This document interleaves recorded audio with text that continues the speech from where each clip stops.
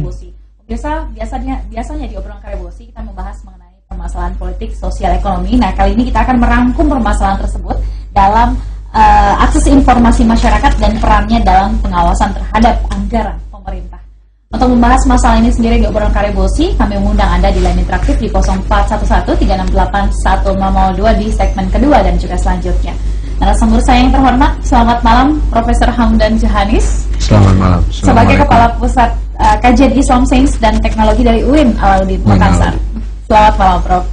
Selamat malam. Apa kabar? Alhamdulillah. UIN Alauddinnya baik-baik juga? Mantap, baik. Mantap Prof ya. Baik, kemudian juga ada Pak Wijayanto sebagai Wakil Rektor Universitas Paramadina, Jakarta. Selamat malam. Selamat malam, Mbak Tenri. Baik, terima kasih Pak Wijayanto. Kemudian di sebelah kanan saya persis Anda Mas Mas atau gimana nih saya panggil ya? Bebas deh. Bebas ya. Bebas. Mas. Adi Damar pasti ya. Kalau saya dying kalau saya. Dying. Mas tapi ujungnya MSC loh. Berat ya. Project Director dari Image ya. Baik, selamat malam Mas Adi. Kemudian Mas Zemri ya, dari Direktur Bapak Studian juga merupakan anggota tim IT dari Image. Nah, kali ini akses informasi masyarakat dan perannya dalam pengawasan terhadap anggaran pemerintah. Latar belakangnya dulu mungkin Tabe dari tuan rumah kita. Iya. Dari UIN Alauddin, Profesor Hamdan. Oh ya, terima kasih Mbak Tenri. Saya pertama-tama mengucapkan terima kasih tak terhingga atas kerjasama yang dibangun bersama antara dua lembaga ini. Yang sebenarnya bukan kali ini, tapi ini adalah lanjutan, apalagi di UIN Alauddin itu sebelumnya sudah pernah berkunjung dan memberi kuliah umum Pak Anies Baswedan, Dr. Anies Baswedan. Siapa yang tidak kenal Pak Anies Baswedan ya? Jadi sekarang masuk bursa konvensi ya, calon presiden konvensi Partai Demokrat. Tapi kita bukan bicara tentang itu. Dan wakil rektor lainnya juga sudah pernah datang, dan sekarang wakil rektor bidang kerjasama bersama timnya, bersama Pak Wijayanto, bersama Pak Adi, Mas Zemril dan krunya juga datang. Dan ini adalah dalam rangka untuk penguatan kegiatan yang telah kita laksanakan sebelumnya. Baik, dan respons itu akan selesai masalahnya. Jadi program ini dimulai dengan kita bagaimana sih website kementerian dan lembaga sekarang gitu. Kita lihat apa adanya. Kita lihat website yang sekarang tadi mungkin Pak Prof Hamdan sampaikan, tampilannya adalah menteri yang potong pita, seremonial. Kemudian beritanya pun bukan dari berita yang mereka buat sendiri, tapi berita-berita dari koran dipindahkan ke sana. Itu sama sekali tidak informatif, copy paste. Nah, berdasarkan semacam review kami terhadap website kementerian dan lembaga, itu masih sangat bisa untuk ditingkatkan kualitasnya, terutama di bidang keterbukaan informasi publik, kemudian akses, kemudian kualitasnya itu sendiri. Tujuannya apa? Tidak lain dan tidak bukan untuk mendorong undang-undang keterbukaan informasi publik diterapkan di seluruh kementerian dan lembaga. Kemudian apa manfaatnya bagi masyarakat? Masyarakat dapat ikut serta berpartisipasi untuk mengawasi kinerja, mengawasi anggaran, kemudian juga mengontrol tindak tanduk kementerian dan lembaga dalam membelanjakan, tidak hanya merencanakan, membelanjakan juga mengawasi tentang tadi seperti ada acara, berapa biayanya, kemudian di markup atau tidak, masyarakat kan bisa menilai di sana. Dari situ kemudian kami tidak langsung seperti menghakimi, tapi kami undang. Apa sih masalahnya, kenapa websitenya begitu gitu. Nah, kami berikan bahwa review kami, ini loh yang masyarakat lihat terhadap website Bapak Ibu nih di kementerian dan lembaga. Akan lebih bagus seandainya undang-undang KIP itu diterapkan. Informasi yang serta-merta, informasi yang periodik harus ditampilkan, kemudian informasi yang setiap saat harus ditampilkan sesuai dengan undang-undang KIP itu ditampilkan. Itu akan lebih informatif dan masyarakat juga nggak segan membuka website mereka. Berani tidak berani pemerintah untuk show up apa yang mereka lakukan begitu dari belanja APBN dan juga APBD. Betul. Ini Mas Adi sendiri, program ini berarti harus diuji publik juga dong ya? Betul. Nah, betul. Apa yang akan dilakukan nanti untuk uji publik sendiri? Tadi menjawab pertanyaan Mbak Tendri dulu tentang berani atau tidak berani. Mau nggak mau harus berani, sebab itu udah diatur undang-undang. Kemudian program kami ini merupakan program kolaboratif. Jadi ada 8 lembaga pemerintah dan non pemerintah yang ikut bergabung dalam program ini, termasuk pemerintahnya Kempan RB, kemudian Kominfo, KIP, dan Setwapres serta UKP 4. Kemudian ada juga dari Fitra, LP3S, dan juga UIN Alauddin Makassar dan beberapa teman lain yang ikut mendorong. Sehingga diharapkan kita memberikan kapasiti dari dalam, memberikan input dari dalam, tapi kita juga seperti menekan dari luar oleh tim. Ya, gitu. Baik, terima kasih Prof. Hamdan, Pak Wija, dan juga Mas Adi. Nah, kali ini kita ingin tahu bagaimana IT bekerja untuk website yang akan diadakan, yaitu Akses Informasi Masyarakat, untuk mengetahui peran dalam pengawasan terhadap anggaran pemerintah. Mas Zemri, Direktur Baba Studio dan juga anggota tim IT Image, silakan. Ya, terima kasih Mbak Tantri. Menarik sekali apa yang dibicarakan oleh pembicara sebelumnya. Jadi begini, kalau misalkan informasi tersebut anggaplah sudah berani ya, sanggup ditampilkan ya. Tapi kadang-kadang kalau kita misalkan ke suatu website misalkan, pada saat ada orang yang mencari informasi tersebut, anggaran atau kinerja, kadang-kadang ditemukannya itu sangat lama, ya kan? Misalkan 1 jam baru ketemu, 2 jam baru ketemu, padahal itu informasi yang sangat penting, ya kan? Nah, kita di sini ada review tentang arsitektur informasi.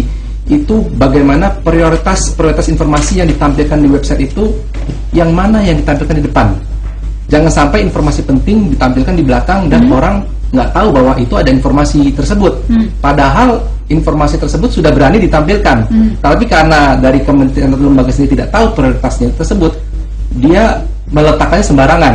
Dan ini yang kita coba review di di program Images ini. Kemudian juga dalam hal teknologi ini sangat penting ya, karena gini, kalau misalkan orang mau mencari informasi di kementerian dan lembaga, dia harus datang dulu, ya kan? Kemudian dia ngeliat gedungnya, mungkin kayaknya bukan saya banget ini, jadi kadang-kadang ragu, belum lagi ketemu orangnya, kadang-kadang mungkin di kesana aja, sehingga pemberdayaan masyarakat tidak tercapai karena mungkin merasa dipersulit ya. Tetapi kalau di website kan orang bisa klik sana klik sini tanpa melihat orangnya secara langsung, tanpa melihat orang secara langsung, tanpa perlu dijaga 24 jam, kapan aja bisa diakses, dan tanpa perlu takut-takut bahwa ini saya memantau Anda loh. Ini yang dipantau tidak tahu ya kalau saya itu membuka Anda. Iya. Gitu ya. Ya, berarti ada rahasia tersendiri di website tersebut begitu. Nah, IT nanti akan bekerja seperti apa untuk website ini sendiri? Kalau IT itu bekerja seperti pertama, kita ada penilaian arsitektur informasinya, kita review. Artinya prioritas informasi apa yang penting yang harus ditampilkan di halaman depan, jangan di halaman yang harus diklik sampai 3 kali. Berarti harus update juga dong ya? Iya, betul, benar. Itu arsitektur informasi. Kemudian dari sisi antarmuka pengguna, itu desainnya Mbak. Kayak misalkan orang, kalau kadang-kadang masyarakat itu kan masih gaptek, ya kan? Dia melihat atau membaca website itu kan dia tidak membaca pada scanning. Apakah informasi ini bisa diklik atau enggak ya? Ragu-ragu, ya kan? Kalau ragu-ragu, akhirnya informasi itu kan tidak terdistribusi dengan baik. Nah, ini kita juga review dari sisi desain websitenya, ya kan? Jangan sampai masyarakat ragu-ragu untuk mengklik atau untuk mendapatkan, itu sudah tidak benar. Gitu. Jadi tidak hanya saya udah punya website loh, tetapi website itu nggak pernah diklik, ya, orang udah sampai dan keluar lagi. Nah, itu yang kita review. Ya, percuma kita sudah menyediakan datanya, tapi orang ragu-ragu untuk mengaksesnya dan nggak tahu taruh di mana informasi tersebut. Nah, ini yang kita review. Selain sudah ada datanya, data itu harus mudah diakses sama masyarakat dan bisa di-download dengan mudah tanpa ada keraguan sedikit pun. Masyarakat bisa ikut andil di situ untuk mengkomentari secara langsung? Nah, itu lebih bagus lagi, ya kan? Karena kementerian dan lembaga bisa ada masukan-masukan yang berharga ya. Sebagai website itu juga bisa sebagai kayak riset juga.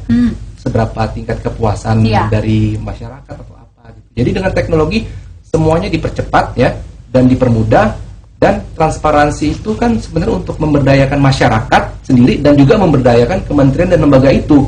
Kalau misalkan kementerian dan lembaga itu punya lingkungan kerja yang bagus, ya kan, apalagi diawasi sama masyarakat sendiri, kan kerjanya juga jadi enak. Iya, gitu jadi kan. enak. Mudah-mudahan juga walaupun dipantau tetap profesional. Iya. Pak Wijaya, Mas Adi. Malah tambah profesional. Makin tambah profesional. Baik, Profesor Hamdan, silakan mungkin harapan Anda mengenai akses informasi masyarakat dan juga peran dalam pengawasan anggaran pemerintah ini untuk Kota Makassar tentunya. Silakan, Prof. Saya kira ini program ini mulai dari sosialisasi sampai seminar dan survei yang akan kita laksanakan besok di kampus. Itu dengan mengundang beberapa pihak yang terkait untuk ikut dalam kegiatan seminar dan survei. Itu pertama akan meningkatkan kesadaran kita tentang pentingnya akses informasi melibatkan masyarakat, dan yang kedua akan meningkatkan kesadaran bukan hanya pada masyarakat tapi ya pemerintah yang mau diawasi Baik. ya seperti Dibantu pengawasan. dibantu karena pemerintah itu ada pengawasnya sendiri. Iya, betul itu yang saya maksudkan.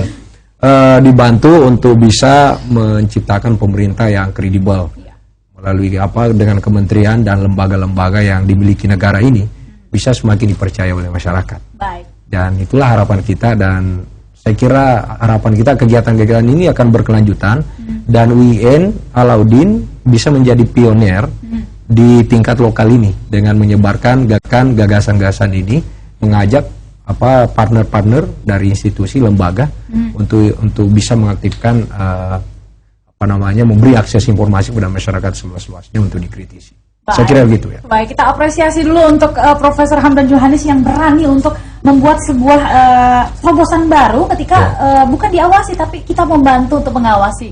Profesor Hamdan Johannes, sekali lagi terima kasih Anda sudah hadir di sini. Dan pemirsa, kami masih mengundang Anda di line interaktif di 0411368102. Kami masih akan kembali usai jeda berikut. Tetaplah di obrolan Karebosi.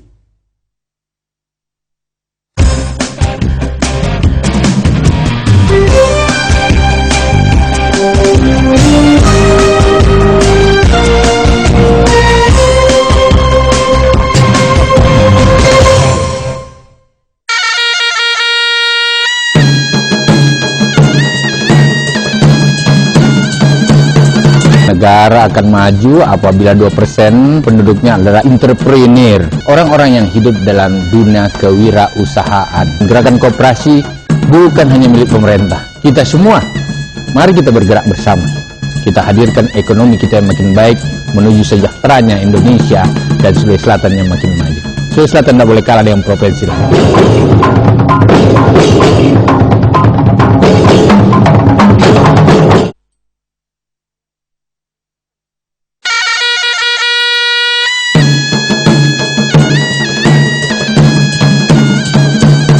Negara akan maju apabila 2% penduduknya adalah entrepreneur, orang-orang yang hidup dalam dunia kewirausahaan. Gerakan koperasi bukan. Waalaikumsalam. Begini, ini menarik sekali kalau kita membahas tentang keuangan negara kita, daerah kita atau kampung kita. Ya, saya membaca buku-buku tentang keuangan, undang-undang menyangkut keuangan. Iya, termasuk Undang-Undang Nomor 17 Tahun 2003 tentang Keuangan Negara, Undang-Undang Nomor 1 tentang Perbendaharaan Negara Tahun 2004, bahkan Peraturan Pemerintah Nomor 92 Tahun 2010 perubahan kedua Nomor 28 tentang peran serta usaha dan peran serta publik itu sudah ada, dan hampir semua undang-undang menyiapkan bab untuk peran serta masyarakat. Terakhir saya baca produk DPR menyangkut keterbukaan informasi publik itu 2010. Di sini peran serta publik yang ingin diperjelas karena masih banyak ketika kita mencari keterbukaan transparansi itu penggunaan anggaran. Banyak bendahara, banyak kepala SKPD yang nggak ngerti yang mana dokumen negara, yang mana rahasia negara. pertanyaan saya, bisa mungkin Pak Prof jelaskan, yang mana sebenarnya klasifikasi kategori dokumen negara atau rahasia negara yang seperti di KIP khususnya di pasal 17 dan 15 itu. Terima kasih banyak. Assalamualaikum warahmatullahi wabarakatuh. Waalaikumsalam Pak Ical di Makassar. Terima kasih Anda sudah bergabung. Ini ya, mungkin keterbukaan mengenai klasifikasi antara dokumen negara dan juga rahasia negara. Silakan mungkin Pak Wijayanto. Iya, makasih. Jadi memang dalam berbagai peraturan undang-undang itu peran serta masyarakat itu ditonjolkan. Tetapi yang absen selama ini adalah implementasinya. Itu dia kenapa program ini menjadi menarik, karena ini bukan program yang dibiayai, yang didorong oleh pemerintah. Ini adalah kerja rame-rame perguruan tinggi, masyarakat civil society begitu ya, untuk mengimplementasikan itu. Nah, terkait dengan pertanyaan Pak Ical tadi, terima kasih Pak, pertanyaan yang sangat berbobot tentang bagaimana mengklasifikasikan apakah ini dokumen yang harus dipublish, apakah ini rahasia negara. Jadi dalam UU tentang keterbukaan informasi publik itu Komisi Informasi Daerah atau Komisi Informasi Pusat mempunyai otoritas. Mereka mempunyai hak untuk menentukan apakah ini informasi yang harus dipublish, apakah ini informasi yang tidak perlu dipublish. Ketika masyarakat menuntut kepada Pemda misalnya untuk mempublish informasi yang tidak relevan, nah Komisi Informasi Daerah bisa mengatakan tidak, ini masuk dalam kategori undang-undang rahasia yang tidak perlu untuk dipublish. Jadi ada mekanismenya. Tidak semua informasi itu bisa diminta oleh masyarakat dan harus dipenuhi oleh lembaga negara. Begitu. Baik. Nah, kemudian urutan pekerjaannya sendiri nantinya untuk program dari seminar dan survei ini seperti apa, Mas Adi? Jadi dimulai dari survei, kemudian kami mengcapacity building teman-teman di kementerian dan lembaga. 3 level Mbak yang kita capacity building, yaitu pejabat pengelola informasi dan dokumentasi tingkat eselon 1 dan 2, kemudian orang humas, kemudian yang ketiga orang webmasternya. Sebab salah satu tantangan program ini adalah koordinasi internal di kementerian dan lembaga. Mereka tidak saling tahu tugas masing-masing seperti apa. Jadi, itu kan bukan tugas saya. Padahal dia bisa proaktif untuk meminta informasi ke humas misalnya. Kemudian setelah di training, tahu tupoksinya, tugas pokok dan fungsinya. Kemudian mereka kita beri waktu 3 bulan untuk menanyakan apa saja sih, bagaimana sih secara teknik membuat website yang baik. Jadi setelah di training kita sediakan helpdesk yang tadi Pak Wija bilang 24 jam 7 hari seminggu gitu. Kita bisa ditelepon, kemudian kita bisa memberikan bantuan menjawab pertanyaan.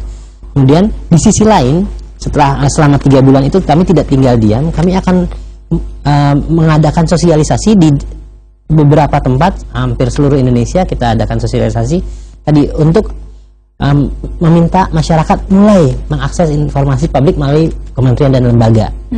Nah, itu seperti wanita cantik, kalau tidak dilihat kan mubazir gitu kan. Nah, jadi kementerian dan lembaga sudah berubah menjadi baik dan bagus, tapi masyarakat nggak menilai itu kan kurang bagus. Nggak visit ya kata Pak Wijaya, nggak visit. Bohong, gitu Jadi kita dorong masyarakat untuk mencari informasi apa saja, mendownload apa aja informasi. Kadang-kadang juga karena tampilannya nggak menarik, kemudian isinya nggak up to date, sehingga masyarakat malas. Sekarang udah berubah, kementerian dan lembaga sudah berubah menjadi lebih bagus, informatif dan baik. Nah, di 5 wilayah kita adakan semacam sosialisasi, kemudian mengencourage mereka untuk masuk ke website kementerian. Di akhir program ini kami mulai melakukan survei atau penilaian atas perbaikan yang telah dilakukan oleh kementerian dan lembaga. Jadi nanti kita buat ranking 10 terbaik website kementerian dan lembaga. Apa aja sih? Nah, kita punya parameternya sendiri. Iya, berarti akan berlomba-lomba untuk melakukan hal-hal yang baik, begitu ya. Baik, Pak Asri di Makassar juga sudah bergabung bersama kami di Line Interaktif. Selamat malam Pak Asri. Selamat malam Pak Asri. Selamat malam. Iya, silakan Pak Asri.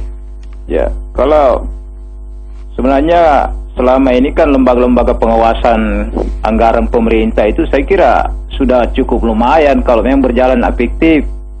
Karena di pusat kalau setiap departemen itu atau kementerian itu kan ada namanya inspektorat jenderal.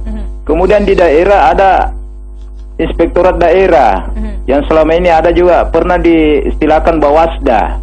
Kalau ini semua berjalan efektif kan, itu kan seperti pembinaan, pencegahan itu bisa dilakukan supaya jangan terlalu banyak penyelewengan. Namun selama ini itu tidak berjalan setengah-setengah lah begitu kira-kira. Karena kadang misalnya ada inspektorat dari Jakarta itu tidak sampai ke lokasi, paling sampai ibu kota provinsi. Kemudian membuat laporan hasil pemeriksaan, dia nyatakan ada merugikan negara, tapi kan hanya meminta ditindaklanjuti, ya dibikin laporan perbaikan, ya selesai. Tidak diikuti dengan sampai di lapangan gimana, berapa banyak anggaran diserap, bagaimana hasilnya dan bagaimana dampaknya terhadap masyarakat setempat, misalnya petani. Baik. Ya, apakah saya berikan contoh misalnya sektor pertanian. Nah, ini saya kira penting sekali ini supaya kedepannya lebih bagus. Ya. Jangan hanya menunggu ditangkap KPK. Wah, itu harus ada pembinaan terus-terus. Baik, terima kasih Pak Asri di Makassar yang sudah bergabung bersama kami. Itu off the record ya sebenarnya. Baik, Pak Wija, efektif tidak efektifnya nantinya program dari pemerintah, kan pemerintah juga punya lembaga pengawasan begitu ya, seperti Pak Asri katakan ada inspektorat jenderal dan juga inspektorat daerah begitu. Apakah karena lembaga pengawasan ini tidak efektif kemudian hadirlah program ini dari Pak Wijaya? Silakan. Jadi makasih Pak Asri, ini pertanyaan sekali lagi pertanyaan sangat berbobot. Jadi sering yang menjadi permasalahan adalah bagaimana kita mengawasi pengawas, begitu ya. Pemerintah sudah mempunyai pengawas, tapi pertanyaannya siapa yang mengawasi pengawas? Tadi Pak Asri menyampaikan dengan sangat baik, gitu ya. Kadang-kadang pengawasan itu tidak efektif. Sering ketidakefektifan itu karena prosesnya tertutup. Sesuatu yang tertutup, gelap, itu memungkinkan banyak hal yang tidak kita inginkan terjadi. Nah, sekarang kita mencoba salah satu strategi baru. Bagaimana masyarakat terlibat, bagaimana masyarakat menuntut transparansi. Insya Allah ketika kampung itu terang benderang di malam hari, tidak akan ada pencuri. Jadi pendekatan yang dilakukan melalui program ini adalah mengamankan kampung. Tidak dengan memasang pagar, tidak dengan menyewa satpam, tapi dengan memasang lampu. Baik. Sehingga orang sungkan, takut untuk melakukan. Karena terang benderang itu ya. Terang benderang. Iya, simpel sekali Pak Wija memberikan inspirasi ketika memang ada lampu yang sangat terang, pemerintah itu bukan lampunya ya, seolah-olah ada lampu, ada payungnya begitu.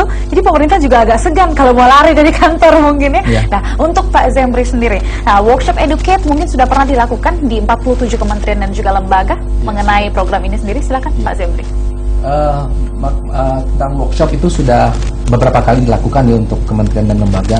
Jadi begini, kalau misalkan masyarakat pada saat pertama kali memasuki sebuah website, dia tuh nggak hitungannya nggak lama, misalkan 3 detik saja informasi tersebut tidak ditemukan, biasanya langsung kabur. Atau kadang-kadang masyarakat menganggap dirinya gagap teknologi, gaptek gitu kan. Itu memang bukan salah masyarakat juga, tetapi yang membuat rumahnya itu yang membuat masyarakat ini kemana ya, abis ini kemana ya. Nah, itu yang harus dibenahi di website atau situs kementerian dan lembaga. Nah, ada beberapa kriteria yang harus dilakukan yang sudah kita lakukan survei untuk besok juga ya. Jadi misalkan kita masuk ke situs misalkan pajak misalkan, orang kepikiran ingin membayar pajak ya kan. Tetapi pada saat dia ingin mengetahui informasi pembayaran pajak, apakah ada yang bisa diklik, ataukah pembayaran pajak itu pada saat di website tulisannya kecil, misalkan. Kalau sudah seperti itu, berarti kayak seperti menyembunyikan informasi namanya, gitu kan. Padahal itu adalah layanan masyarakat yang sangat penting, gitu. Kemudian juga misalkan di Kementerian Pendidikan misalkan, orang mungkin nyari beasiswa, gitu kan. Pada saat dia harusnya kan Kementerian Lembaga itu kan adalah pusat informasi, gitu kan. Pada saat dia nyari beasiswa, apakah informasi tersebut ada pada saat dalam 3 detik itu dia menemukan, gitu. Kalau tidak menemukan, masyarakat harus percaya diri bahwa masyarakat tidak gagap teknologi, tetapi bahwa ruangan tersebut, rumah tersebut tidak didesain untuk informasi tersebut ditemukan. Berarti lembaga dan juga kementerian tersebut memang diedukasi untuk membuat suatu website yang simple, instan, tapi cepat dibuka juga oleh masyarakat. Nah, sudahkah itu dilakukan oleh salah satu kementerian atau lembaga, Pak Zemri? Ya, saya sudah menemukan 5 kementerian yang sudah merubah websitenya ya. Contohnya kementerian beberapa 5 website ya, kita beberapa sudah saya lihat sudah ada update terbarunya. Sudah ada update, dan itu ternyata mereka sangat antusias sekali untuk merubah itu. Karena kenapa mereka ingin merubah? Karena ada kriteria yang kita berikan. Kalau tidak ada, mereka sendiri tidak tahu kan.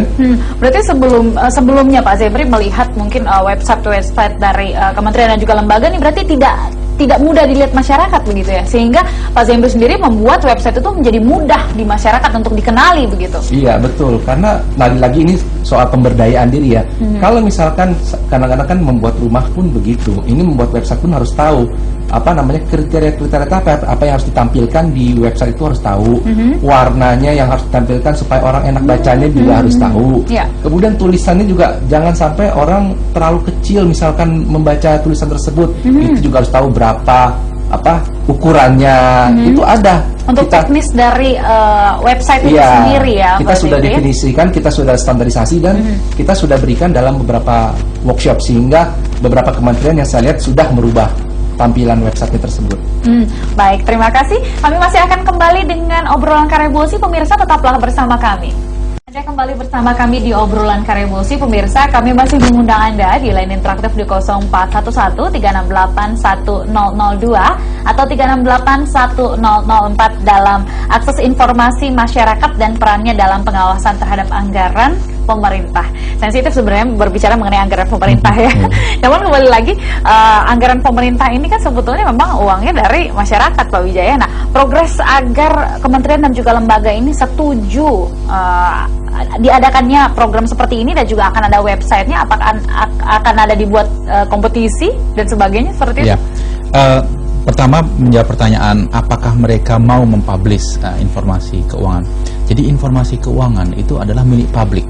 Jadi Undang-Undang Keterbukaan Informasi Publik itu mensyaratkan semua informasi keuangan dipublish dan harus up to date.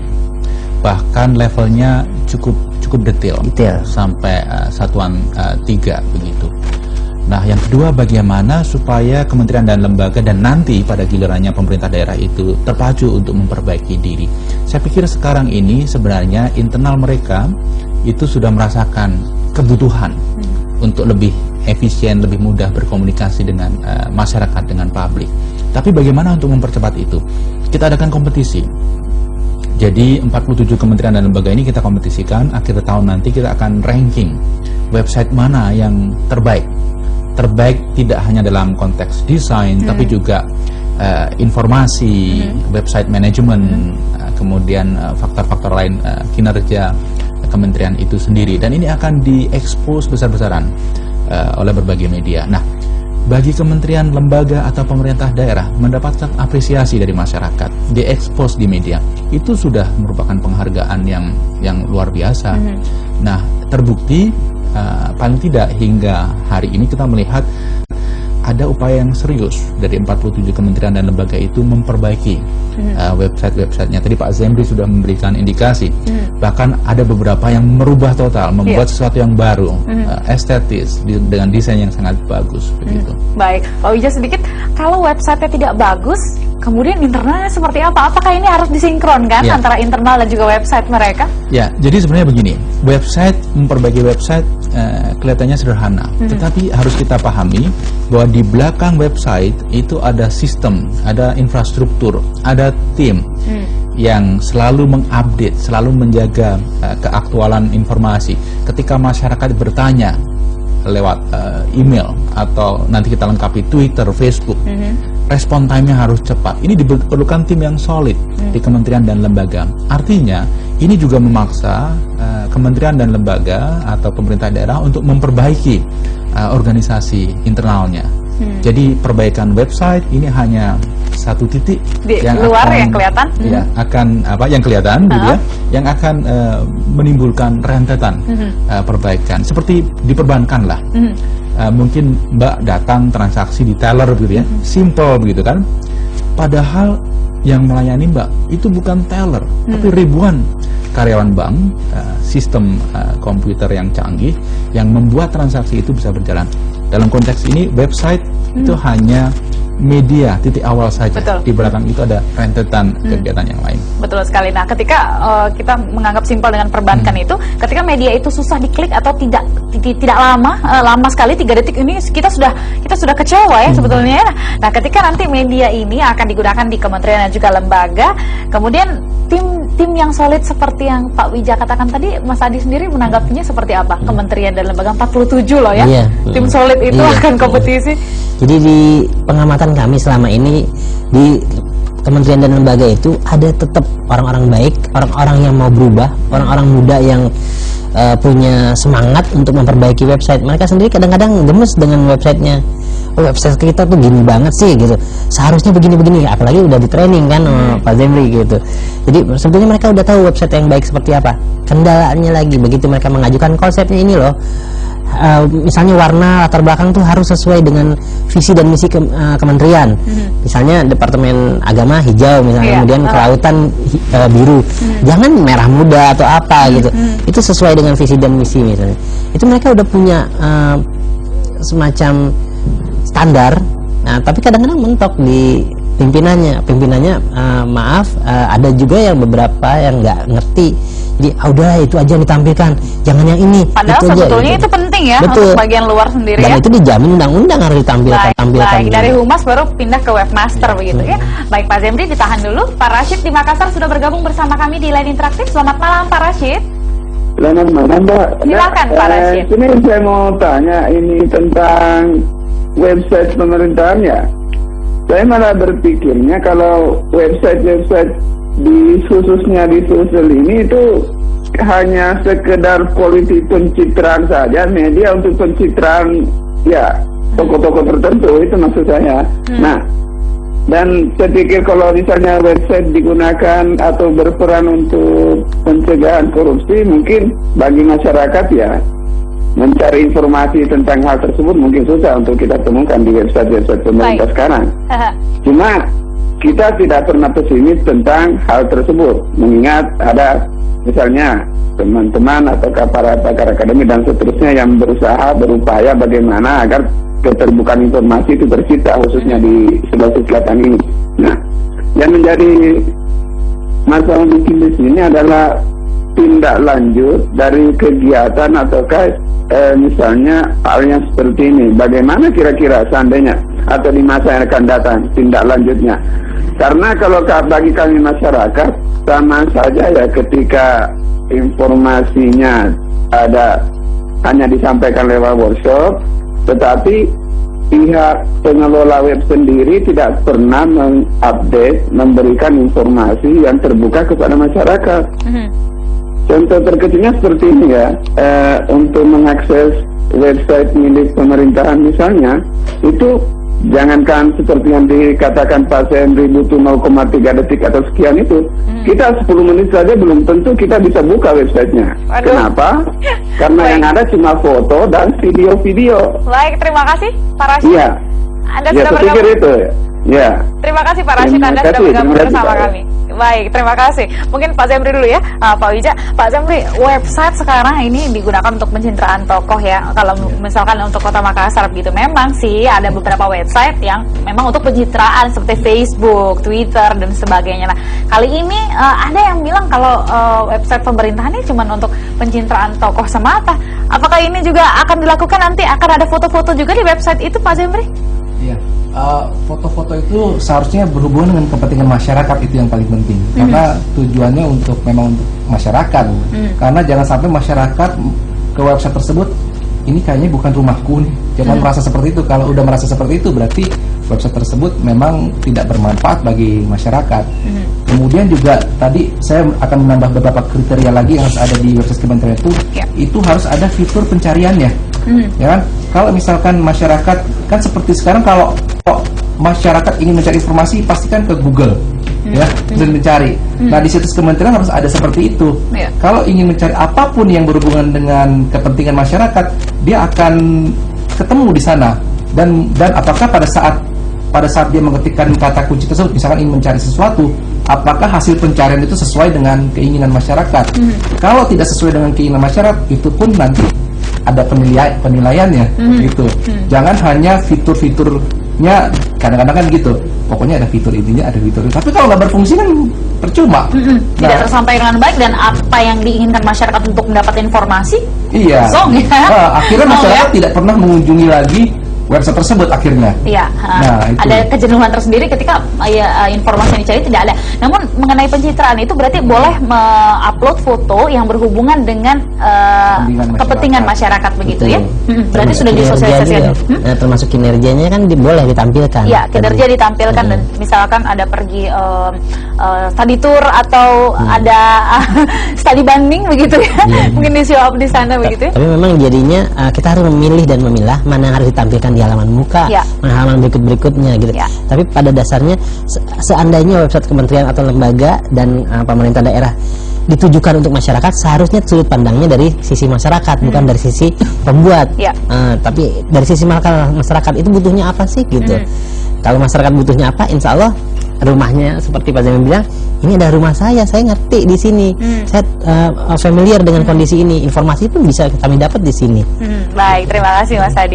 Pak Wija tadi penelpon juga mengatakan bahwa tindak lanjut ke depannya seperti apa? Apakah nanti setelah workshop dan survei enough selesai begitu ya? Update-nya juga seperti apa ke depannya? Ya. Jadi memang upaya seperti ini hanya akan berhasil ketika dilakukan secara konsisten terus-menerus. Karena perubahan yang akan terjadi itu lamban gitu ya.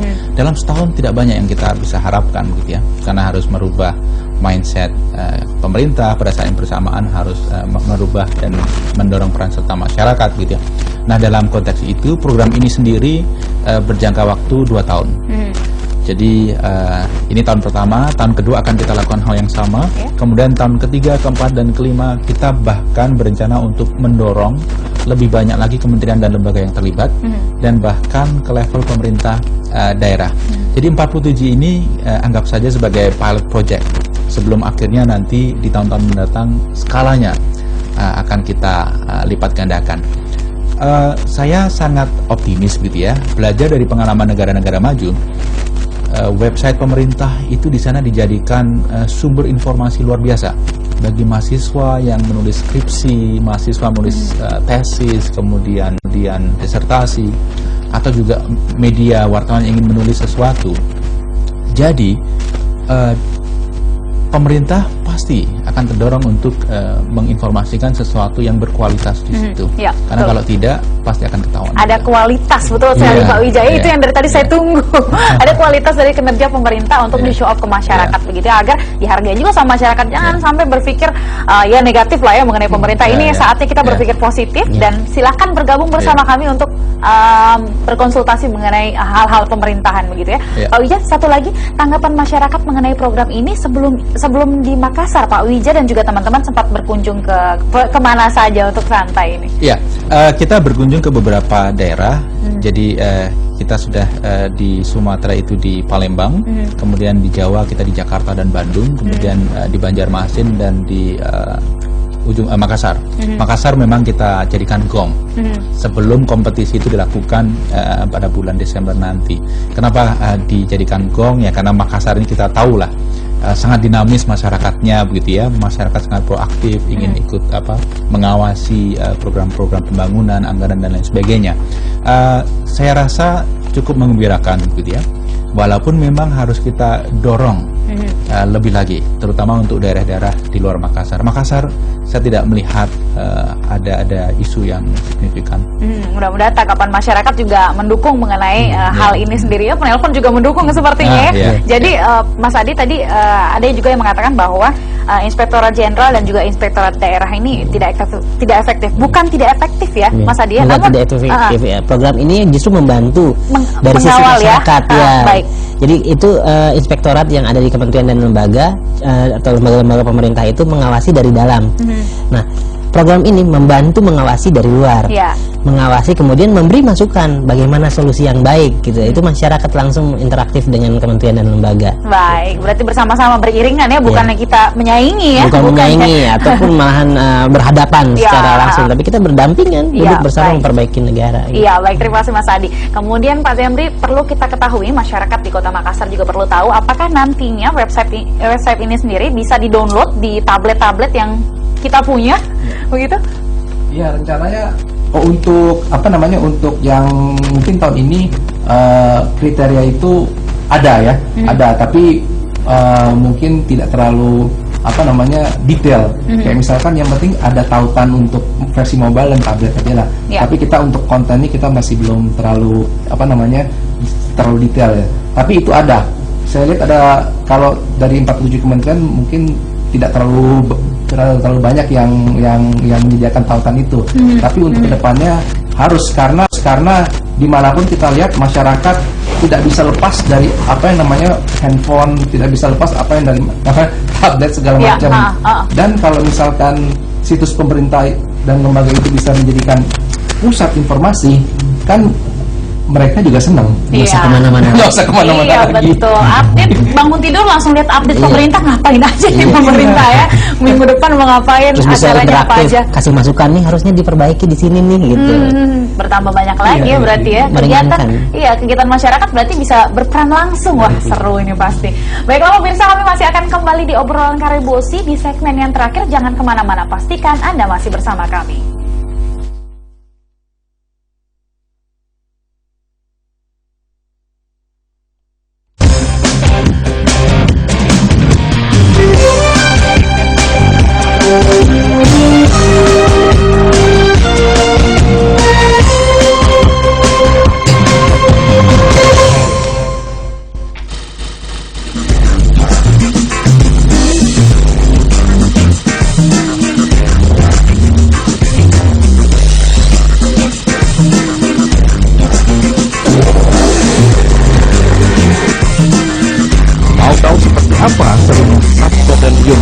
My Kaget, saksikan di hari Jumat, Sabtu dan Minggu jam 4 sore hanya di Salabes TV.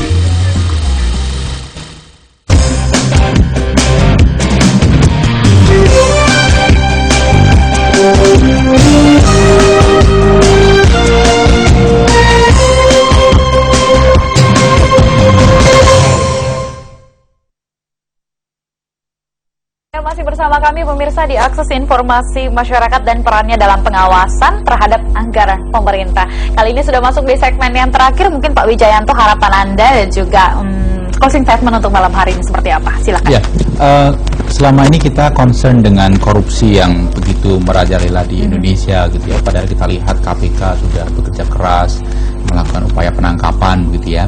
Karena memang koruptor itu diproduksi dengan masif juga gitu selain penangkapannya, dan pada saat yang bersamaan kondisi lingkungan kita itu sangat memungkinkan korupsi itu terjadi. Jadi apa yang kita upayakan ini merupakan salah satu ide alternatif untuk membangun lingkungan di mana korupsi itu makin sulit untuk terjadi dengan mendorong transparansi itu tadi. Jadi kami berharap agar ini bisa paling tidak berkontribusi bagi bangsa ini untuk menekan tingkat korupsi, untuk menaikkan efektivitas pembangunan, sehingga 1.600 triliun uang rakyat yang dialokasikan setiap tahunnya itu betul-betul terwujud dalam program yang dibutuhkan oleh masyarakat. Baik, menarik sekali Pak Wijayanto kata-katanya. Korupsi itu diproduksi secara masif dan sulit nantinya dilakukan. Bukan tidak bisa lagi melakukan korupsi, tapi sulit ya sama dengan tidak bisa ya. Terima kasih Pak Wijayanto sebagai Wakil Rektor dari Universitas Paramadina Jakarta. Kemudian Mas Adi sendiri, harapan Anda ke depannya untuk program ini seperti apa? Ya, harapan saya sebetulnya gini aja, masyarakat harus lebih aktif untuk membuka website kementerian dan lembaga. Kemudian setelah tahu kesalahannya, berikan mereka solusi perbaikan. Jadi kita cari masalahnya apa di website kementerian dan lembaga, termasuk juga informasi yang ada di dalamnya, kemudian berikan seharusnya seperti ini. Jadi kita meringankan tugas pemerintah, kita juga memberi masukan, tidak hanya menyalahkan. Baik, terima kasih Mas Adi Damar Prasetya MSI sebagai Project Director Image ya. Mudah-mudahan sukses acaranya besok 9 dan survei mungkin bisa disampaikan. Besok diadakan di mana? Ya, besok Adi? diadakan di kampus UIN Alauddin Makassar di daerah kampus 1. Iya. Salah. Jam berapa? Direktorat mulai jam 8 pagi sampai jam 12 siang. Iya, baik. Terima kasih Pak Zemri. Silakan dari Direktur Baba Student dan juga anggota tim IT Image. Ya, kita di sini saya menganggap ini program ini adalah trendsetter ya. Artinya kita tidak menyalahkan atau mencari kambing hitam, justru kita bersama-sama bergandeng tangan dan memberdayakan masyarakat dan kementerian lembaga. Jadi masyarakat cerdas, pasti pemerintahan juga akan bersih, dan itu harapan kita semua. Baik, terima kasih luar biasa malam hari ini pemirsa. Tidak hanya tentang politik dan sosial atau ekonomi yang kita tahu, ternyata unsur-unsur semuanya itu akan kita padu-padankan dalam akses informasi masyarakat dan juga perannya dalam pengawasan anggaran pemerintah. Anda bisa bergabung nanti, mudah-mudahan nanti akan disosialisasikan lagi. Besok kita akan usahakan datang pemirsa ya. 47 kementerian sudah bergabung. Mudah-mudahan Pak Wijayanto nanti ke depannya 2 tahun banyak lagi kementerian yang bisa bergabung. Jadi kita bisa show up, transparansi, dan kita mengurangi korupsi pemirsa ya. Terima kasih Mas Adi, terima kasih Pak Wijayanto, terima kasih Sama-sama, Pak makasih. Pemirsa, saya Tenri Fada undur diri. Jangan kemana-mana, pastikan Anda masih bersama kami karena setelah jeda berikut akan hadir berita pilihan bersama Aulia Rindi. Pemirsa, Celebes TV mendapatkan penghargaan obrolan Karebosi sebagai program terfavorit Komisi Penyiaran Indonesia Daerah Wilayah Sulsel 2013. Ketik KPID spasi OK spasi Celebes TV, kirim ke 081146120113. Saya undur diri, selamat malam, sampai jumpa. Terima kasih Mas Adi.